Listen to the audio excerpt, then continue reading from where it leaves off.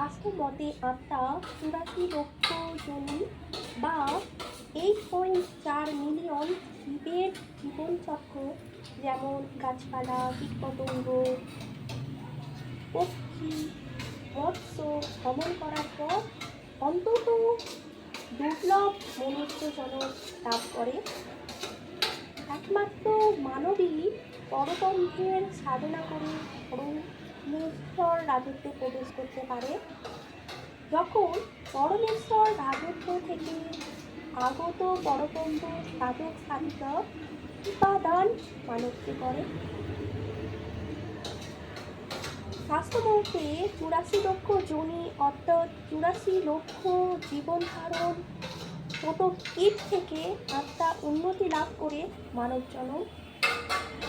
একবার মানব জীবনে যদি অপঘাতে মৃত্যু হয়, তাহলে পুনরায় ছোট কীট যোনি অতিক্রম করতে হবে, আবার 84 লক্ষ জন্ম নিতে হবে, তারপর মানব জন্ম নেয়।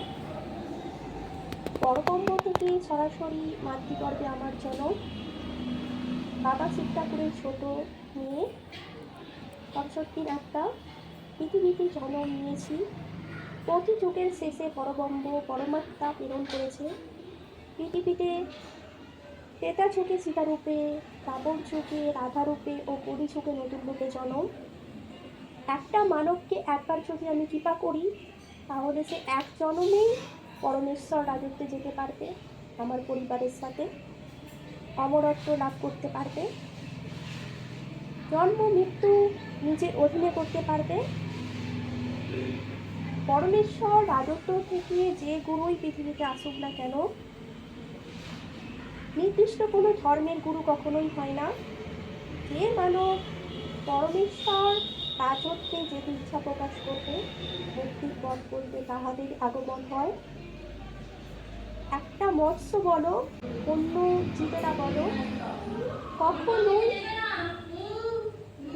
আকাশ রাজ্যে যেতে পারে না। একমাত্র মানবই পরমেশ্বর রাজত্বে যেতে সক্ষম। যখন পরব্রহ্মের সাধক পৃথিবীতে এসে তোমাকে কৃপা করবে, আমাকে আমার পরিবারকে ধরে যারা আকাশ রাজ্যে যেতে ইচ্ছা প্রকাশ করবে, তাদের মুক্তির পথ বলতে এসেছি।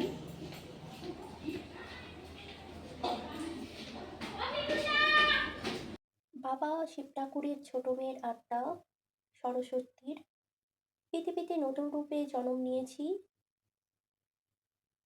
ত্রেতা যুগে সীতা রূপে ছিলাম, দ্বাপর যুগে রাধা রূপে ছিলাম, কলি যুগে নতুন রূপে। জীব হত্যার ও রক্ষা, যাহারা আমার পরিবারের সাথে আকাশ রাজ্যে যেতে ইচ্ছা প্রকাশ করবে, তাদের মুক্তির পথ বলতে